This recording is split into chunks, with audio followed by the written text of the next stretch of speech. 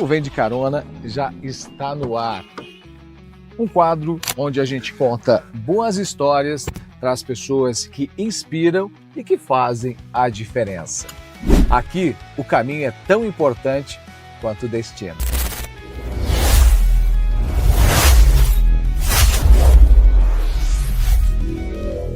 O Vem de Carona tem o patrocínio da Kaiô Mitsubishi Motors de Chapecó.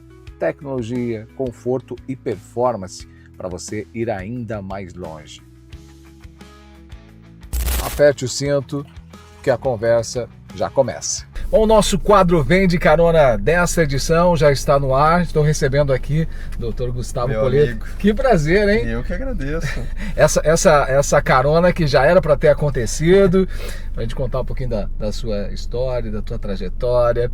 Tem um legado bem importante aí para seguir. Para manter. Para manter. Obrigado. Poxa, Sinei, eu que agradeço. Em primeiro lugar, é uma honra para mim estar aqui, que já sentou tanta gente importante de destaque. E eu acompanho as tuas entrevistas, então, de fato, é uma honra estar aqui. Muito obrigado. Que legal. Sempre a bordo de um Mitsubishi da Kaiô Motors de Chapecó. Toda semana a gente trazendo um convidado para contar sua história, sua trajetória. E como eu sempre digo, né, são as histórias que conectam as pessoas. Simbora, embarque com a gente.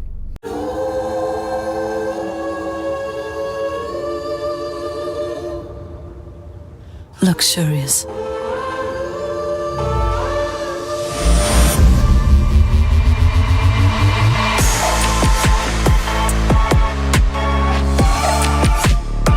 O mercado de luxo tem um novo protagonista. Chegou o Outlander, o híbrido carregado de luxo. Ô, doutor, que legal recebê-lo aqui para esse... De verdade, cara. Esse bate-papo. E muita gente lhe vê aí no dia a dia como profissional da área da saúde, especialista, né, na sua área, que é dermatologia. Dermatologia. Agora, pra gente, já vamos chegar lá também para falar um pouquinho da sua carreira, mas para quem não o conhece, quem é o Gustavo fora da medicina, fora do consultório? Bom, eu nasci em Porto Alegre, mas eu era bem pequenininho, gaúcho de Porto Alegre. E aí a minha mãe veio para São Miguel para trabalhar aqui como ginecologista. Ela tinha acabado a residência e a gente veio morar aqui. Aí eu vim na mudança. Veio junto. E aí cresci aqui em São Miguel, fiquei aqui até os 15 anos e aí depois voltei para estudar em Porto Alegre. Mas aí isso posso te contar depois. Mas teve toda a infância, a adolescência, a pré-adolescência aqui. E a minha vida inteira, São Miguel nessa época era bem pequeno, né? Você lembra da nossa época de gurizada, era né? diferente. Então, casualmente, onde a gente tem a clínica hoje era a rua que eu brincava quando era criança, porque os meus avós moravam ali nesse terreno. E eu passei a minha vida jogando taco com os amigos, brincando até de noite, justamente na frente de onde é a clínica hoje.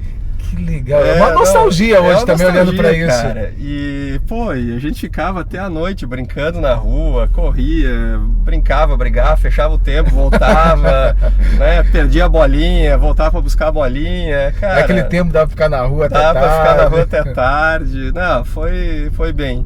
Agora, você veio pra cá e voltou pra Porto Alegre pra faculdade, pra estudar.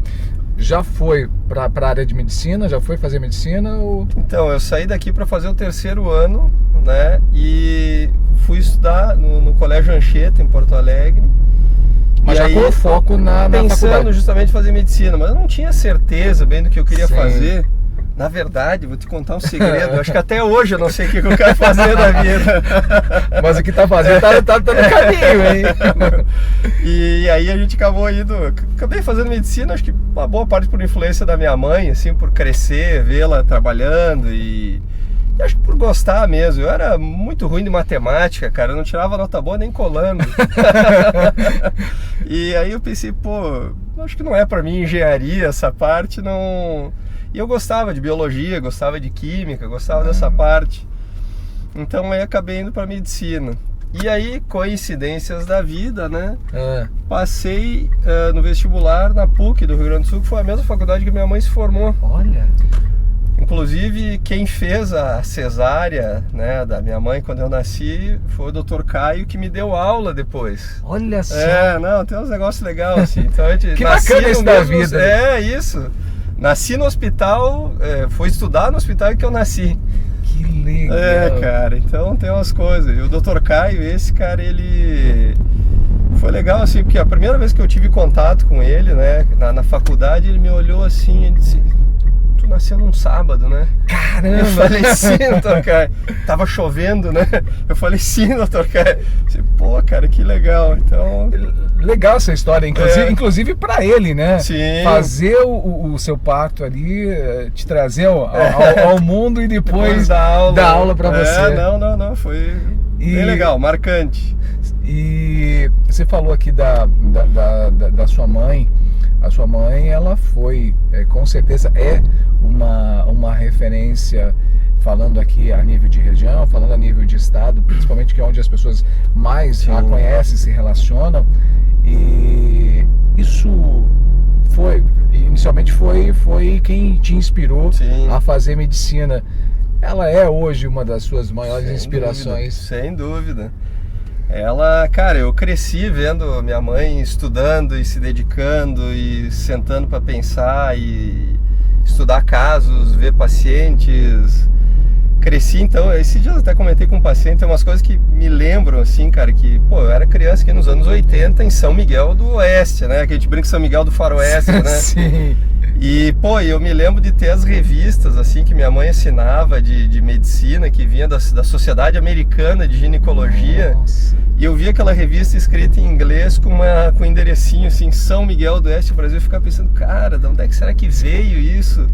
Do outro lado do mundo, umas coisas que a criança ficava fantasiando, imaginando e tal. Então, pô, desde aquela época minha mãe sempre me lembro de vê-la estudando, trabalhando bastante, preocupada com os pacientes. E acho que inconscientemente isso fica também na cabeça da gente, né? E acho que foi por aí. Você falando aqui de São Miguel do Oeste, extremo oeste do estado de Santa Catarina, hoje essa região cresceu muito, é destaque a nível nacional, hoje é referência às nossas cidades aqui da região, mas falando especificamente de São Miguel do Oeste, em algum momento isso foi um certo empecilho, alguma dificuldade por estar tão distante de grandes capitais para estudar, para se aperfeiçoar também? Tu sabe que realmente, assim, para mim, eu cresci aqui, né, então gosto muito daqui, seguido o pessoal me pergunta, pô, cara, com todas as coisas que tu faz aí, por que tu não vai para uma cidade maior e tal? Mas eu te confesso que eu não trocaria tão fácil. Eu gosto da qualidade de vida que a gente tem, né, da segurança, enfim. Mas na época, realmente, o grande limitante era a distância, né? Eu sou filho único, não tenho irmãos, até onde eu sei. E, pô, ficar longe de casa, dos amigos, eu sempre fui muito apegado, assim, né? A família. Então isso foi uma das coisas. Eu, pessoalmente, cara, não gostava muito de morar em Porto Alegre. Não é uma cidade que me atrai até hoje, sabe? Então, todo o tempo que eu passei lá, eu ficava pensando, putz, não é hora de cair fora dessa cidade, né? Mas esse fato é importante que você fale também, porque o que acontece? Imagino que para você chegar aonde chegou hoje, como qualquer um, para chegar onde quer chegar e conquistar o sucesso, você precisa abrir mão e nem sempre fazer o que gosta. Sem dúvida, sem dúvida, né? Não, tudo vem com preço na vida, né? De fato. Mas... assim, isso é uma coisa que eu sempre falo para todo mundo. Eu acho que a formação da área médica, especialmente, depende muito de você ter uma estrutura boa, onde você pode estudar de um hospital bom, de professores bons, de referência, porque isso faz muita diferença, sabe? Eu me lembro, assim, na época da faculdade, pô, um professor falava de tal coisa, um cara que já tinha passado um tempo nos Estados Unidos, um cara que escreveu capítulo de livro, e eu acho que isso faz muita diferença mesmo, assim. Então acho que esse preço que a gente paga de morar numa cidade grande vale muito a pena, pelos sabe? Contatos e pela formação em geral, sabe? Porque... acaba sendo mais próximo de muita... você tá num lugar de referência, você sempre vai ver todos os pepinos, né? E o que o cara precisa é ver problema, né? Sim. Que aí a hora que você tá aí sozinho, na linha de frente, te aparece o problema, você sabe como lidar com aquilo, né?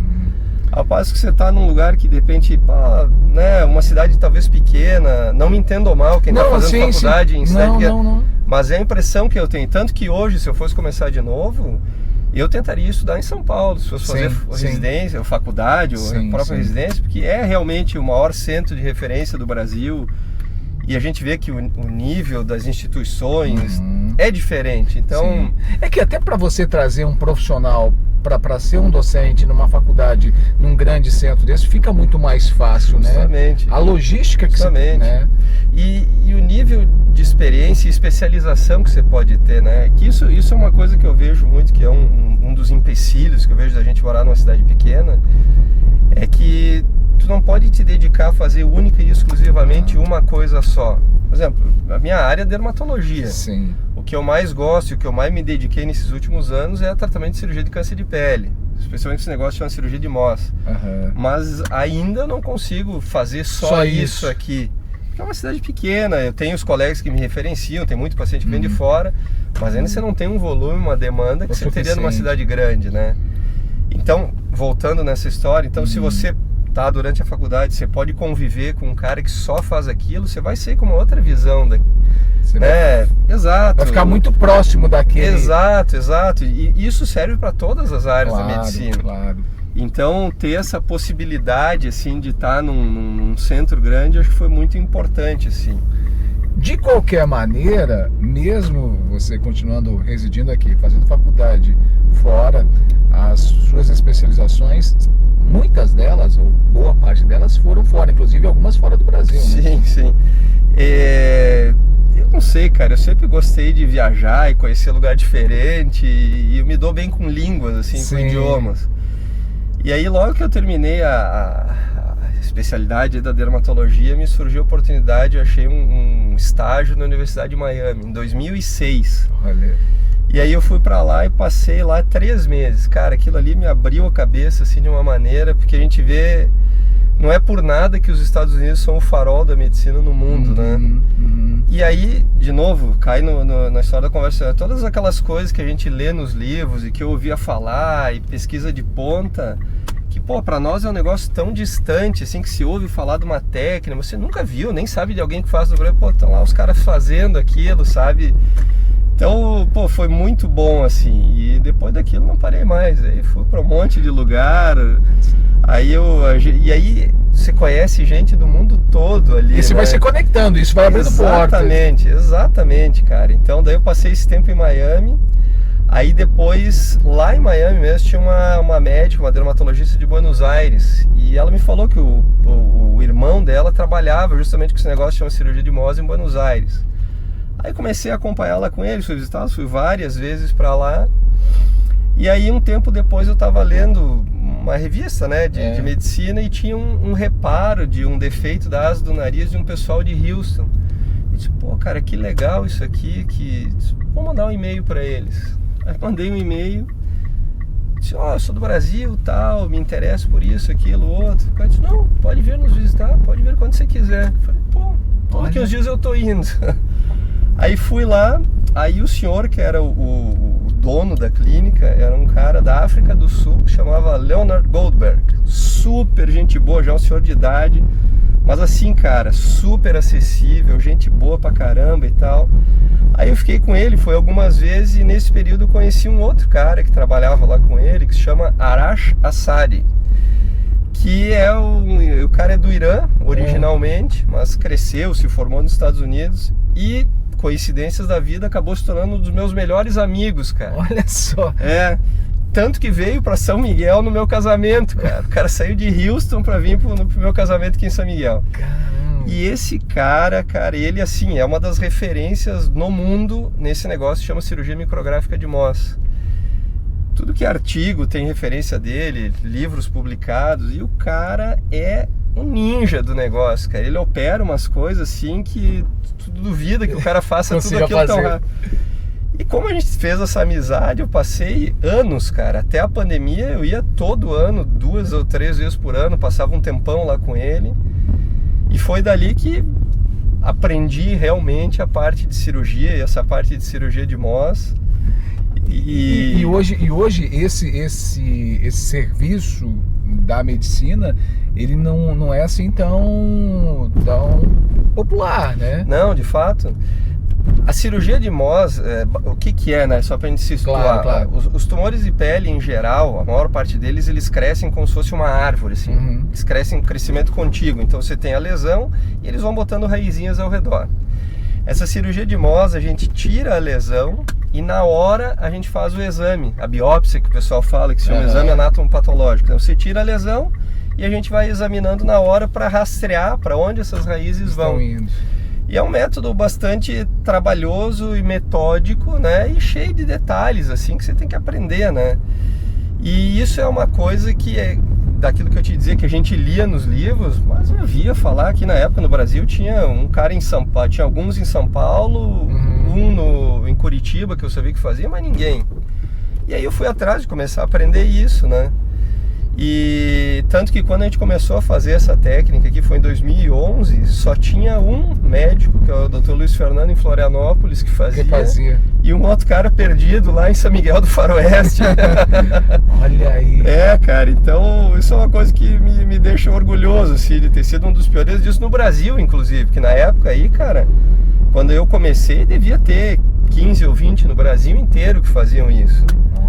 Justamente pela questão da formação, que era o grande limitante, né? Porque quem queria aprender isso tinha que ir pra fora. E, pô, isso custa, é tempo, tem barreiras de idioma, de tempo, de trabalho, de não sei o quê. Então, graças a Deus, cara, na época tinha bastante movimento no meu consultório, então eu conseguia me bancar lá. Sim, então ia, passava um tempo, voltava, ia passar um tempo, voltava. E aí juntava o útil com o agradável, né? Como a gente fez uma amizade legal. E aí você acabava virando um passeio. Virando um passeio. Né? Que bacana. E você fez medicina. Quando fez medicina, já pensava nessa área de dermatologia? Então, cara, foi uma das áreas que eu gostava, assim, cara. Eu sempre pensei em fazer ginecologia para dar seguimento. É a clínica da minha mãe, que ela já estava aí há 25, 30 anos na época, né? Mas eu comecei a fazer gineco e vi, cara, não é isso que eu quero, não deu liga. E aí fui para dermato e realmente, aí eu me achei, assim, porque é uma especialidade que junta bastante clínica e bastante procedimento também, né? E realmente, aí foi onde eu me encontrei. E legal, porque assim, quando se fala de dermatologia, essa área, ela realmente é muito ampla, né? Ela vai da estética, né, que hoje também está muito em alta, a tratamentos mais específicos, ao exemplo do câncer de pele, que infelizmente tem um índice bastante grande, né? Sim, a nossa região. Tanto que isso que você falou é interessante, porque quando me formei, que eu comecei aqui em 2006, eu imaginava que a maior parte do meu trabalho ia ser estética, né? Os pacientes da minha mãe e tal, que tava aí, eu pensei, vai ser, a maior parte vai ser botox, preenchimento, essas coisas. E ao contrário, cara, a maior parte da nossa demanda era justamente cirurgia. Muito por causa da região. Por causa do sol, claro, a turma de pele clara, o pessoal trabalhava no sol, toda a turma da geração anterior, né? Sim. Que trabalhou muito tempo no sol, isso tudo é cumulativo, né? E aí, pô, a gente sai com uma formação básica, mas, cara, não é o suficiente aqui porque eu preciso. E aí que eu comecei a ir atrás de fazer também esses estágios, né? Descobrir, ler, estudar e acabei caindo aí nessa... Agora, é importante isso, porque assim, profissionalmente, óbvio, é muito bom, é muito importante para você como profissional, mas para o teu paciente, porque tem a segurança de alguém que é extremamente qualificado, que estudou, que buscou informação. Feliz. Não, de fato, realmente. Isso, sabe, que é uma coisa que eu me pego muito, assim, cara, e converso muito com a minha mãe, porque eu já tenho também 24 anos de formado. Sim. Apesar da cara de guri, bem conservado. Bem conservado. Boa manutenção. Dermato, né? A manutenção boa, né? Mas, tá em casa. Né, cara? Mas assim, eu vejo que hoje em dia, eu não sei, cara, assim, se é uma questão de valores ou se é uma questão puramente mercadológica, mas eu acompanho Instagram e tudo por aí, cara, parece que a coisa só virou dinheiro, entendeu? Eu vejo uma série de médicos que eu acompanho no Instagram falando, não, porque é o paciente high ticket. Cara, paciente não é produto, cara. O cara tá ali com uma doença, com um problema. Você não é, o cara não é o o que os americanos chamam de cash cow, que é a vaquinha do dinheiro. A vaquinha do dinheiro. Não é por aí, cara. Você tem que fazer o melhor que seja pro teu paciente dentro daquilo que ele apresenta, não querer ficar empurrando procedimento e coisa. Eu ia te perguntar exatamente isso. A gente tem visto, principalmente esse mercado da área, porque se tornou um mercado na área da estética, absurdamente divulgado. E aí a gente vê dos mais diversos níveis de profissionais investindo nisso e chamando o cliente para isso. É preocupante isso, doutor? Eu me preocupo, sabe, Sinei, porque, de novo, a coisa deixou de ser uma relação, vamos dizer, médico-paciente para se tornar uma coisa puramente mercadológica, uma venda, né? Eu seguido escuto dos pacientes, colegas, dizendo, os pacientes dizendo, né? Fui consultar em tal lugar, eu falei que eu tinha isso aqui, daí começou a me dizer que eu precisava fazer um preenchimento, um botox, não sei o quê. Pô, não é por aí, né? Entendeu? Não é assim que a coisa funciona. De novo, posso estar parecendo aqueles médicos velhos já, mas é importante trazer isso, porque às vezes na ânsia de buscar um tratamento rápido por algo que esteticamente está incomodando, né, a pessoa, busca o primeiro profissional que encontra aí no Instagram, na rede social. O que mais, olhando no seu olhar médico profissional, com toda essa história, com toda essa bagagem profissional e principalmente qualificação, o que é mais preocupante do que se enxerga hoje aí? Eu acho que hoje todo mundo virou referência em tudo, entendeu? Antigamente, né, para o cara ser de fato uma referência, o cara tinha que ser um professor, o cara tinha que estudar para ser professor, o cara tinha que ter uma série de qualificações para o cara ser reconhecido por aquilo. Que aí o jornal te chamava, a revista te chamava. Hoje em dia, com o Instagram, traz uma série de benefícios, o Instagram, a internet, enfim, todo mundo tem uma voz e pode ser escutado por tudo. Só que tu perdeu esse filtro, porque o cara pode se construir como uma referência, como uma estrela, ou como não sei o quê. E aí você vê, dizem que o diabo é o que é, não porque ele é mau, mas porque ele é velho, é experiente, né? Então com o tempo você vai conhecendo as pessoas e você vai vendo que, tem gente que tá lá fazendo uma... E o cara não é nada daquilo que ele vende. E só que o que vende é imagem, é impacto, é promessa, Eu seguido, a menina que nos ajuda no marketing, ela diz, doutor, mas não dá pra falar assim, assado. Vai vender mais.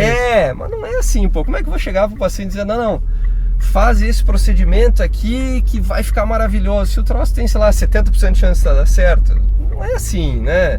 Tem que dar real, a coisa funciona assim. Digo isso não só pela questão ética da coisa, mas principalmente porque como eu também me sentiria, se tem um troço que eu odeio é ser enganado, né? Ninguém gosta disso. Tu vai lá, o cara te vende um negócio e não é nada daquilo.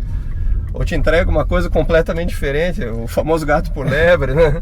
É importante esse posicionamento, né, doutor? Porque, o que você está dizendo aqui é com base já comprovada de tanto trabalho, tanta dedicação, tanto estudo. Ou seja, não está aqui chamando e fazendo uma publicidade ou falando mal de um ou de outro. Não. É justamente um posicionamento ético sobre... O que eu sempre falo para os pacientes, desculpa te interromper, mas é justamente a questão, cara, de filtrar e duvidar. Falo sempre para os pacientes, duvide até do que eu tô falando. Não tome isso como uma verdade absoluta, né? Vai, tira uma outra ideia, conversa com outro, informem-se de quem é o profissional, o que o cara fez, o que o cara estudou, no que ele trabalha, o que esse cara se dedica. Porque seguidamente a gente ouve falar aí que de uma hora para outra surge o cara que é referência no assunto. E calma, vamos devagar, vamos ver se é isso mesmo. Nada impede que o cara seja muito bom mas, né? Hoje um bom posicionamento na rede social às vezes coloca qualquer um no posicionamento de ser referência naquilo que faz. Bom, a gente teria com certeza muito bate-papo aqui para falar, mas no início você falou da sua mãe como referência profissional, como alguém que também te ajudou na escolha, né, na decisão de ir para a medicina. Qual o peso para você hoje de levar esse legado da família, da sua mãe, obviamente, e como é olhar para trás, olhar para a trajetória dela, para a história dela e olhar o que você já tem construído? É uma responsabilidade, cara, é um peso, de fato. Porque, pô, eu vejo, como eu te falei, todo o trabalho, a dedicação e o esforço dela, você não pode ir pro ralo porque eu vou vir aqui fazer um monte de burrada, né? Então, tem que se dedicar, manter o nome, manter a ética, manter a qualidade, né? A técnica, a ciência. Mas assim, não vejo isso como sendo um problema, vejo realmente não como um peso, Sim, assim, como uma responsabilidade de fato, né? Mas assim, como dizia um professor meu, tinha um senhor que me dava aula, que era um cara muito bom, muito inteligente, e ele dizia assim, medicina é pra burro. E todo mundo ficava olhando, porque todo mundo se achava que ia passar no vestibular. Então eu disse, cara, medicina é pra burro, ó. Vocês não precisam inventar nada, vocês não precisam criar nada, só precisam estudar. Tá tudo escrito, é só vocês sentarem e ler. E realmente, a gente vê que muito do que falta é estudo. Eu vejo coisas que a gente recebe aí que, pô, se o cara estudasse um pouquinho, inclusive próprios profissionais da área, só o cara se dedicar um pouquinho, resolver. Que não é uma criação da cabeça. Não, pô, exato, tá tudo aí, estudo tá aí, a ciência tá aí, o conhecimento tá aí, os livros estão aí. Claro que existe, sempre vão ter coisas a melhorar. Mas se o cara se até o básico estudar, vai dar bem. Vai dar bem. Doutor, eu preparei aqui para a gente resumir, talvez em uma palavra, que resume a sua trajetória. Teimosia?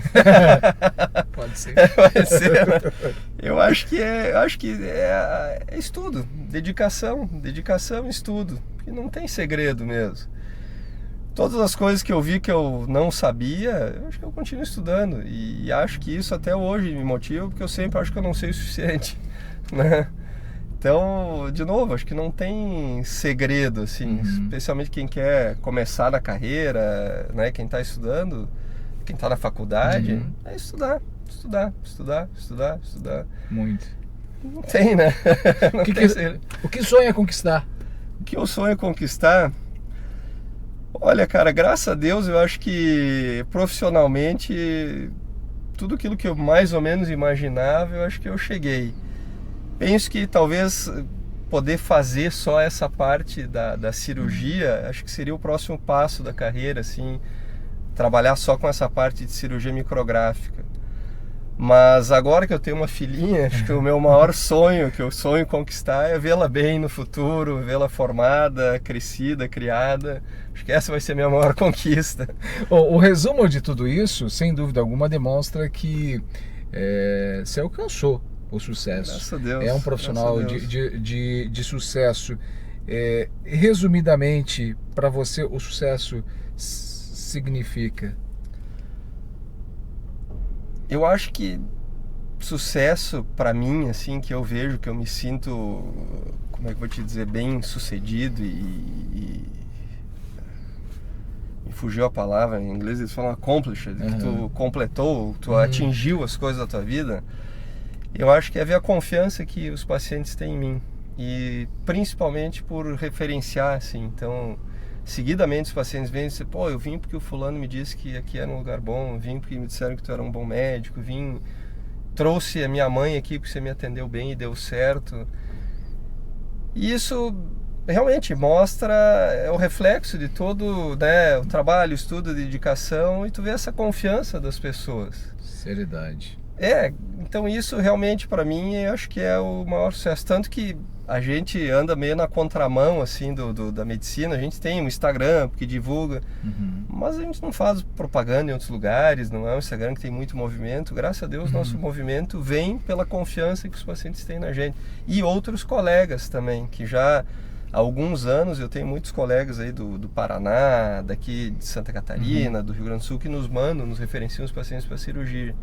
Então acho que essa é a minha medida maior de sucesso mesmo. Que bacana. Doutor, eu quero te agradecer imensamente por compartilhar um pouco aqui da tua trajetória, da tua história. Muita gente que já teve contato contigo sabe de toda dessa seriedade, né? Esse comprometimento profissional que você tem. Nada do que você disse aqui é novidade para quem te conhece, né? Sabe que é assim mesmo. E importante poder compartilhar um pouco para quem não conhece e também trazer um pouco da sua trajetória pessoal, além, né, do Dr. Gustavo como médico. Obrigado. Pô, cara, eu que agradeço isso daí, tu é um amigo de muito tempo, fico muito feliz e realmente fico muito feliz e honrado aí pelo convite, cara. Que bacana. Obrigado. Sucesso. Eu que agradeço. Muito obrigado. E se você gostou dessa história, do nosso bate-papo de hoje, curta, compartilhe, segue a gente nas redes sociais. Se você ainda não segue, siga lá, se inscreva no nosso canal do YouTube, comente também, sugira assuntos e entrevistados convidados para contar a história aqui no Vem de Carona, sempre a bordo de um Mitsubishi da Caio Motors de Chapecó. Toda semana um novo quadro, um novo convidado, um novo Vem de Carona. Te espero pro próximo episódio.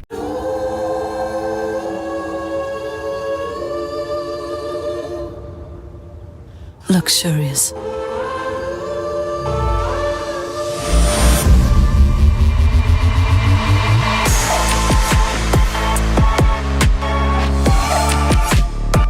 O mercado de luxo tem um novo protagonista. Chegou o Outlander, o híbrido carregado de luxo.